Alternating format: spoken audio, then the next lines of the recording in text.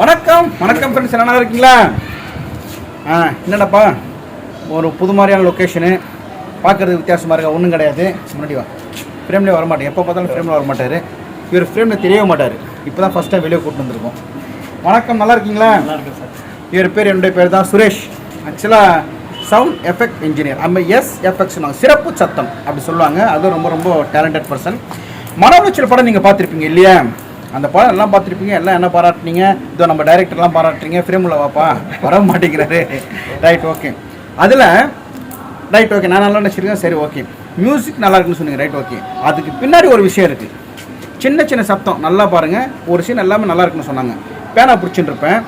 ஒரு சவுண்டு தானே, பேனா கீழே விட்டோன்னு ஒரு சவுண்டு, கிரிங்கிரின்னு சவுண்டு வரும். அது ஒன்று. பிரிண்டர்லேருந்து ஒரு சவுண்டு வரும். அந்த அரிசி தட்டுற சவுண்டு வரும். அலையோட சவுண்டு வரும். அந்த மாதிரி சின்ன சின்ன படம் ஃபுல்லாக சவுண்டு குட்டி குட்டி குட்டி குட்டி சவுண்டு வந்திருக்கும். அந்த சவுண்டு எல்லாம் பண்ண நல்லா இருந்திருக்காது. அதுதான் உண்மை. ஸோ அந்த அந்த எல்லாத்துக்கும் கிரெடிட்ஸ் கோஸ்ட் இவர் தான், சுரேஷ் தான். ரொம்ப ரொம்ப தேங்க்ஸ். ரொம்ப ரொம்ப நல்லா இருந்துச்சு. ரொம்ப சந்தோஷம். Thank you sir. எனக்கு ஒரு டவுட் உங்ககிட்ட கேட்கலாமா? கேளுங்க சார். இந்த மியூசிக்கும் உங்களோட சிறப்பு சத்தத்துக்கும் உள்ள வித்தியாசம் என்ன சார்? ஒரு படத்துக்கு மியூசிக் எந்த அளவுக்கு முக்கியமோ அந்த அளவுக்கு சிறப்பு சத்தங்கள் முக்கியம். உதாரணம் எடுத்துக்கிட்டிங்கன்னா, இப்போ நீங்களும் நானும் பேசிக்கிட்டு இருக்கோம். அந்த நம்ம பேசுகிற இடம் எங்கேருந்து பேசுகிறோம், அது எந்த இடத்துலேருந்து பேசுகிறோம், மியூசிக்கை போட்டால் அந்த இடத்தோடைய டெப்த்து கிடைக்கவே கிடைக்காது. இப்போ உதாரணத்துக்கு ஒரு கோயிலுக்குள்ளே இருந்தால் கோயிலுக்குள்ளே என்ன மாதிரியான விஷயங்கள் நடக்கும்? நீங்கள் ஒரு மணி யாரோ அடிப்பாங்க, பூஜை நடக்கும். இந்த மாதிரி விஷயங்கள் இருந்தால் தான் அது கோயிலுன்றதே ரிஜிஸ்டர் ஆகும். ஸோ அப்படி ஒரு படத்துக்கு சவுண்ட் எஃபெக்ட்ஸ்ன்றது அந்த லொக்கேஷனை பொறுத்து பண்ணாதான் அந்த லொக்கேஷனில் நீங்கள் இருப்பீங்கன்றது ஒரு தெரியும். வெறும் மியூசிக்கை மட்டும் ஹெல்ப் பண்ணிங்கன்னா அது லொக்கேஷனில் இருக்கிற மாதிரி ஒரு ஒரு இதில் இருக்கும். உதாரணத்துக்கு இப்போ உங்களை நான் அடிக்க போகிறேன் அப்படின்னா, நான் அடித்து ஜஸ்ட் வீடியோவில் தெரிஞ்சிடும். ஆனால் அந்த சவுண்ட் போட்டால் மட்டும்தான் உங்களை நான் அடிச்சுன்றதே தெரியாது. மியூசிக்கில் அது பண்ண முடியாது. ஜஸ்ட் மியூசிக்ன்றது அந்த மூடை க்ரியேட் பண்ணுங்க தவிர, இப்போ ஒரு சேடாக இருக்கீங்கன்னா ஒரு சேட் க்ரியேட் பண்ணுங்க தவிர, மற்றபடி அந்த உங்களை அடிச்சுட்டேன் அப்படின்றத அது காட்டாது. Okay okay. ஸோ அதுக்கு ஸ்பெஷல் எஃபெக்ட்ஸ் ரொம்ப முக்கியம். பாருங்கள், இதெல்லாம் நம்மளுக்கு தெரியாது. ஆனால் படம் பார்க்குறப்ப ஈஸியாக பார்த்துருவோம். இதுக்கு பின்னாடி எவ்வளோ விஷயம் இருக்குது பாருங்கள். ஓகேவா? இந்த மன உளைச்சல் படத்தில் கடைசி சீன், நான் பீச்சில் படுத்துட்டு இருப்பேன். அப்போ அப்படியே தண்ணி வர சீனு, பறவை பறக்கிற சீனு, அந்த அண்டர் வாட்டர் கேமரா போகிறப்போ ஒரு மாதிரி சவுண்ட் வருது. அதில் எவ்வளோ கரெக்டாக எப்படி இருக்கீங்க? அதில் ஆக்சுவலாக நீங்கள் பார்த்தீங்கன்னா படத்தில் எடுத்து கொடுத்துட்டீங்க. எனக்கு கொடுத்ததுக்கப்புறம் பார்த்தீங்கன்னா அந்த பீச் சவுண்ட் அட்மாஸ்பியரில் நீங்கள் படுத்துருக்கீங்க. அடுத்து நீங்கள் என்ன போகிறீங்கன்னு யாருக்குமே தெரியாது. ஸோ அப்படி இருக்கும்போது நீங்கள் கொஞ்சம் ஷார்ட் உங்களை காட்டியிருப்பார் டேரக்டர். அதுக்கப்புறம் பார்த்தீங்கன்னா உங்களை காட்டவே மாட்டார். அதுக்கப்புறம் புறா பீச்சோட அடியிலேருந்து, அந்த அலையில் அடியிலேருந்து காட்டுற மாதிரி இருக்கும். ஸோ அப்படி பண்ணும்போது பார்த்தீங்கன்னா முடிஞ்ச அளவுக்கு நான் பீச் சவுண்டே ஆட் பண்ண முடியாது. ஸோ அதுக்கு அடியில் அண்டர் வாட்டரில் என்னென்ன இருக்குமோ அந்த சின்ன சின்ன விஷயங்களை மாற்றி பிச்சு ஷிஃப்ட் பண்ணி லேயர் பை லேயராக பண்ணி அதுக்கப்புறம் தான் அந்த எஃபெக்ட்ஸை நான் கொண்டு வர முடியும். சூப்பர், ரொம்ப கஷ்டப்பட்டுருக்கீங்க. ஆனால் தெரியல பார்த்தீங்களா? திரைக்கு பின்னால் அப்படின்னா திரைக்கு, ஆனால் உண்மை திரைக்கு பின்னால் கஷ்டப்படுறவங்க நிறைய பேர் இருக்காங்க, தெரியறதில்ல. ஆஹா, சுரேஷ் பாபு சூப்பர் நடிச்சிட்டாரு, அருமைப்பா, டைரக்ட் நல்லா பண்ணியிருப்பான். ஆனால் இவருமே எவ்வளோ எஃபெக்ட் போட்டுருக்கா தெரியுங்களா? ரொம்ப ரொம்ப கஷ்டம். ஒரு மைண்ட் ரிலாக்ஸிங் இதெல்லாம் பண்ண முடியும் இல்லையா? மைண்ட் ரிலாக்ஸிங் ஆனால் அதில் உட்காந்தா மைண்ட் ரிலாக்ஸிங்கே குறைஞ்சிரும். ரீசன் என்னென்னா, அந்த சீனில் என்னென்ன இருக்குது, அந்த சீனில் என்னென்னலாம் கொண்டு வரணும். அப்படி கொண்டு வரும்போது நம்மகிட்ட இருக்கா இல்லையா, கிரியேட் பண்ணுமா அப்படின்ற விஷயத்த பார்க்கணும். டேரக்டர் என்ன எதிர்பார்க்குறாருன்றதை பார்க்கணும். இப்போ மை நேம் இஸ் படத்துக்கு நீங்கள் பண்ணிட்டு இருக்கீங்களா? நான் நடித்து நம்ம வினோத் டைரக்ட் பண்ணது நடிச்சுருக்கேன். படம் எப்படி இருக்கு உங்களுக்கு? எப்படி படம் ஒரு ஓவராலாக பார்த்தா உங்கள் படம் எப்படி இருக்குது? ரொம்ப நல்லாவே இருக்குது. ஒரு 1 hour போகிற ஒரு ஃபீல் இல்லை. ஸோ இதெல்லாமே நல்லா இருக்குது. இப்போது எனக்கு ஒரு பெருமையாக இருக்குது நான் சொல்கிறதுக்கு. என்னோடய ஃபேன்ஸ், பிரதர்ஸ் அண்ட் சிஸ்டர் பார்த்துருப்பாங்க. அந்த மை நேம் இஸ் படம் அவங்க பார்க்கல, ஸ்டில் மட்டும் கம்யூனிட்டியில் பார்த்துருப்பாங்க. என் கெட்டப்பெல்லாம் வேறு மாதிரி இருக்கும். ஒரே ஒரு வார்த்தை, அந்த படத்தில் என்ன நடிப்பு எப்படி இருக்குது அது மட்டும் சொல்லுங்கள். அந்த படத்தில் பார்க்கும்போது உங்கள் மன உளைச்சலோட அதில் இன்னும் கொஞ்சம் முதிர்ச்சியாகவே இருந்தது. ஆக்சுவலாக கேரக்டராக ஒரு சில விஷயத்தை நீங்கள் நல்லாவே பண்ணியிருந்தீங்க. ஒரு சில இடங்களில் பார்த்தீங்கன்னா அந்த டாமினேட் உங்களுக்கு ஆப்போசிட் இருக்கிற ரோல் ஸ்கோர் பண்ணியிருப்பாங்க. உங்களை கம்பேர் பண்ணியிருப்பாங்க. ஒரு சில இடத்துல நீங்கள் இண்டிவிஜுவலாக இருக்கும்போது பார்த்தீங்கன்னா நீங்கள் நல்லா ஸ்கோர் பண்ணிட்டு போயிட்டீங்க. ஸோ உங்களை சொல்லும்போது ஆளுக்கு 50-50 என்ன ஸ்கோர். அவ்வளோ யாருன்னா ஒன்றும் கிடையாது, நம்ம டாக்டர் தான். டாக்டர் நான் தான் பண்ணிடுறோம், போட்டி போட்டு தான் பண்ணோம். அவர் ஒரு நடிப்பு நடித்தா நான் ஒரு நடிப்பு, அது மாதிரி மாறி இதுதான் நான் அதை கரெக்டாக ஜட்ஜ் பண்ணியிருக்கேன். அதை நான் கேட்டேன். ஓகேவா? ஸோ அந்த படத்துக்கோசம் நிறைய பேர் வெயிட் பண்ணிட்டு இருக்காங்க. அந்த படத்துக்கு முழுக்க முழுக்க சிறப்பு சத்தம் ஆல் கிரெடிட்ஸ் கோஷ்டி வருது. ரொம்ப ரொம்ப கஷ்டப்பட்டு பண்ணிட்டு இருக்காரு. தண்ணியில் நடந்து போகிற சீன்லாம் ஒரு மாதிரி புலக்குன்னு கேட்கும். நீர்வீழ்ச்சி ஒரு சீன் இருக்குது, ஒரு ஷாட் இருக்குது. அந்த ஷாட்டில் கூட நான் ஜஸ்ட்டுன்னு கேட்டேன். இவர் அமிச்சு சூப்பராக இருந்துச்சு, வேறு லெவலில் இருந்துச்சு. என்ன சொல்கிறதுன்னு தெரில. அதானே, திரைக்கு பின்னாடி இருந்து சாதிக்கிறவங்க, திரைக்கு முன்னாடி இருந்து சாதிக்கிறவங்க. இவங்கெல்லாம் வெளியே வரமாட்டேங்கிறாங்க. வந்து மூஞ்சி காமிக்கலாம், அதை இன்றைக்கி கூட்டின்னு வாங்க சொல்லிட்டு பேசிட்டு இருக்கோம். ரொம்ப ரொம்ப சந்தோஷப்படுறோம் பார்த்தது. அந்த சவுண்ட் எப்படி கிரியேட் பண்ணீங்க? அந்த தண்ணி நடந்து போகிற ஆக்சுவலாக வந்து ஒரு சில சவுண்ட்ஸ் பார்த்தீங்கன்னா லைப்ரரியாவாக இருக்கும் எல்லாருக்கிட்டையுமே. ஒரு சில சவுண்ட்ஸ் வந்து லைப்ரரி கிடைக்காது, இல்லை ரியாலிட்டிக்காக இருக்காது. அந்த சவுண்டுக்கு இப்போ உதாரணத்துக்கு நடந்து போகிறார் அப்படின்னா நடந்து போகிற இடத்துல சவுண்டு வந்து எப்படி இருக்குன்றதோ அது நம்மகிட்ட இருக்கலாம், இல்லாமலும் போகலாம். ஸோ ஒரு சில சவுண்ட்ஸ் வந்து நம்ம க்ரியேட் பண்ணால் மட்டும்தான் அந்த சீனுக்கு மேட்ச் ஆகும். இப்போ நீங்கள் வந்து உங்களுடைய அந்த மை நேம்ஸில் பார்த்தீங்கன்னா ஒரு காட்டுக்குள்ளே ஒரு ஜங்கிளில் அந்த இதுக்குள்ளே ஆற்றுக்குள்ளே வந்து இறங்கி நீங்கள் 2 பேர் கான்வர்சேஷன் இருந்துகிட்டே இருக்கும். ஆமாம். ஸோ படம் ஃபுல்லாகவே அந்த சவுண்ட் எஃபெக்ட்ஸ் அந்த அந்த கிட்டத்தட்ட ஒரு 3 நிமிஷம் 4 நிமிஷம் அந்த சவுண்ட் இருந்துகிட்டே இருக்கும். ஸோ அந்த சவுண்டுக்கு வந்து சின்ன சின்ன விஷயங்கள்லாம் லேயர் பை லேயர் போட்டு அதுக்கப்புறம் ஒரு சில சவுண்டை நீங்கள் அந்த தண்ணிக்குள்ளேயே ஸ்டிக்கை வச்சுலாம் நடந்து போவீங்க. ஸோ நானும் ஒரு ஸ்டிக்கை வச்சு அந்த சவுண்டை க்ரியேட் பண்ணால் மட்டுமே அந்த சவுண்ட் அதில் வரும். அப்படி இல்லைன்னா அது வேற ஒரு ஃபீல் கொடுக்கும்.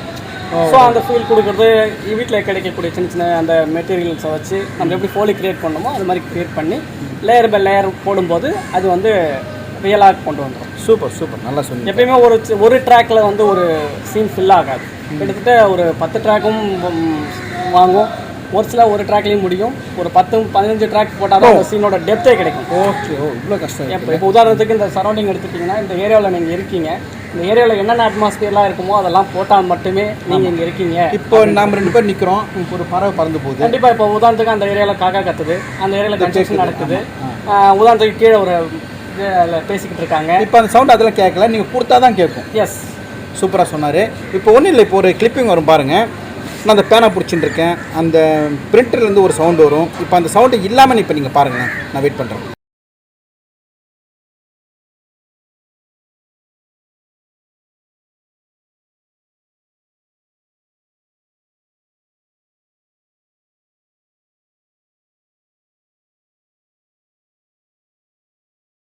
சவுண்ட் இல்லாமல் கேட்டிங்க எப்படி இருக்கு? மொக்கையாக இருந்திருக்குமே. சரி, இப்போ சவுண்டோட வருது, கொஞ்சம் கேளுங்களேன். நான் இங்கே நிற்கிறேன், கேளுங்க.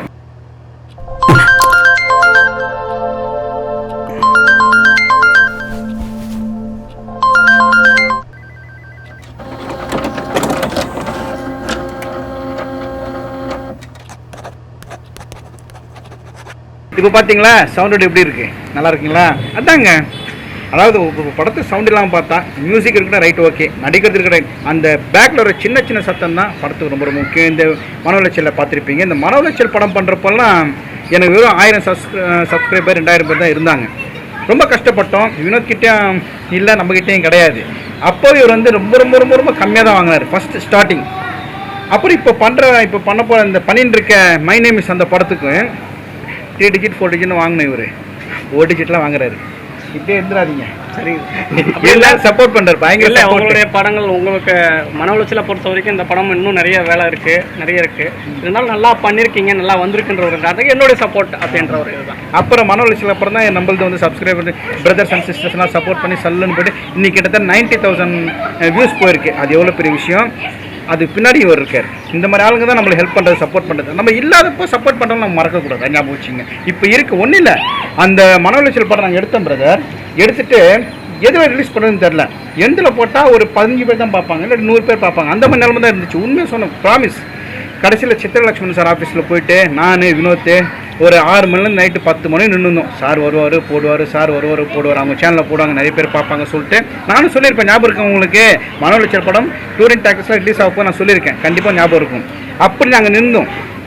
அப்போ வந்து சார் வந்தார், சொல்லாம்ல? சொல்லுங்க சார். ரைட். அப்போ சார் வந்தார், அது கட் பண்ணி போட்டு சார் வந்தார். வந்துட்டு படத்தை பார்த்தாரு, ஜஸ்ட் கடகடன்னு பார்த்துட்டு பேர் மாற்றிருப்பான் சொன்னார். அடுத்து ஃபாண்ட்டெல்லாம் சரியில்லை, ஃபாண்ட்டை மாற்றிருப்பானார். எனக்கு கண்ணில் கடகடன்னு தண்ணியாக வந்துச்சு. என்னடா இவ்வளோ கஷ்டப்பட்டு பண்ணோம், இந்த மாதிரி ஆகிடுச்சு சொல்லிட்டு சரி சொல்லிட்டு வெயிட் பண்ணி பார்க்கலாம், சரி கொஞ்சம் வெயிட் பண்ணலாம் சொல்லி வெயிட் பண்ணோம். உடனே நம்ம சப்ஸ்கிரைபர்ஸ் ஒரு வாட்டி பேசி சொன்னேன், இந்த மாதிரி மன உளைச்சல் படம் பண்ணியிருக்கேன், போட போகிறாங்கன்ட்டு. கடன்னு சப்ஸ்கிரைப் பண்ணிட்டாங்க, பிரதர் சிஸ்டர்லாம் வந்துட்டாங்க. சரி நம்ம சேனலில் போட்டேன், நான் சொல்லி போட்டேன். வேறு லெவலில் போயிடுச்சு. அதன் மூலமாக இப்போ நிறைய ஷார்ட் ஃபிலிம்லாம் புக் ஆகிருக்கேன், படமும் புக் ஆகிருக்கேன். எல்லாம் உங்கள் சப்போர்ட்டு தான். இதுக்கு பின்னாடி இருக்கிறதெல்லாம் இந்த மாதிரி ஒரு சிறப்பான பணியாளர்கள் மட்டும்தான். இவங்களை நம்ம தேங்க்ஸ் சொல்லி ஆகணும். ரொம்ப ரொம்ப ரொம்ப தேங்க்ஸ். உங்களால் லைஃப்பில் மறக்க மாட்டேன். நீங்களும் இந்த மாதிரி நீங்கள் ஏற்கனவே பண்ணி சொல்ல தேவையில்லை, கஷ்டப்பட்டு வளர்ந்து நீங்கள் ஹெல்ப் பண்ணுறீங்க இல்லையா? ஓகே, அது வரைக்கும் ரொம்ப சந்தோஷம். லாஸ்ட்டாக ஒன்று சொல்ல ஆசைப்படுறேன். இந்த படத்துக்கு எனக்கு சான்ஸ் கொடுத்த வினோத்துக்கு வந்து நான் ரொம்ப நன்றி சொல்கிறேன். ஏன்னா நான் ஒரு சில படங்கள் பண்ணிவிட்டு கடமைக்குன்னு பண்ணிவிட்டு அந்த படத்தை ஃபீல் பண்ணிட்டு போவேன். இந்த படத்தில் நான் ரொம்ப மெனக்கட்டனான்றது எனக்கு தெரியல, படத்துக்கு அப்புறம் நீங்கள் தான் சொல்லணும். நல்லா இருக்கு. ஸோ அதுக்கப்புறம் மை நேம் இஸ் பாருங்கள், உங்களுடைய வியூஸை வந்து கமெண்ட்டில் பண்ணுங்கள். அண்ட் வந்து என்ன கரெக்ஷன் இருந்தாலும் சொல்லுங்கள், அதை நாங்கள் திருத்திக்கிறோம். எல்லாமே ஒரு படத்துக்கு முக்கியம் தான். அதில் மியூசிக்கும் முக்கியம், ஆக்டிங் முக்கியம், டைரக்ஷன் முக்கியம். ஒன்றும் இல்லை, இந்த படத்தில் இந்த சவுண்ட் எஃபெக்ட் இல்லைன்னா எப்படி இருக்கும் கொஞ்சம் யோசிச்சு பாருங்களேன். புரியுதுங்களா? அதான். ஸோ இன்றைக்கி ஒரு கூட்டு வந்து உங்ககிட்ட பேசணும்னு சொல்லி நினச்சேன். ரொம்ப பேசிட்டேன். ரொம்ப தேங்க்ஸ் ப்ரோ, ரொம்ப சப்போர்ட் பண்ணுறதுக்கு. ஏன்னா சுரேஷ் ப்ரோ இல்லைன்னா சத்தியமாக ஃபிலிம் வந்து ரொம்ப டம்ப்பாக இருக்கும், காது கேட்காத மாதிரி இருக்கும் ஃபிலிம் பார்க்கும்போது. அதனால தான் நம்ம ஃபிலிமில் வந்து எப்பயுமே பார்த்தீங்கன்னா கேஸ்டிங் முடிஞ்சிச்சு, அடுத்தது நான் சவுண்ட் எஃபெக்ட்ஸ் தான் ஃபஸ்ட்டு போடுவேன். அதுக்கடுத்து தான் மியூசிக். சவுண்ட் எஃபெக்ட் வந்து ரொம்ப இம்பார்ட்டண்ட்டான ஒர்க். ஆனால் அது மேக்ஸிமம் தெரியல நிறைய பேருக்கு பார்க்கும்போது, எல்லாம் மியூசிக் நல்லா இருக்குன்னு சொல்லிடுறாங்க. இப்போ சுரேஷ் சார் சொன்னதால உங்களுக்கு தெரிஞ்சிருக்கும் இதோட சவுண்ட் எஃபெக்ட்ஸோட வேல்யூ என்னன்னு. ஓகேவா? ரொம்ப ரொம்ப தேங்க்ஸ். பாய். நன்றி, வணக்கம்.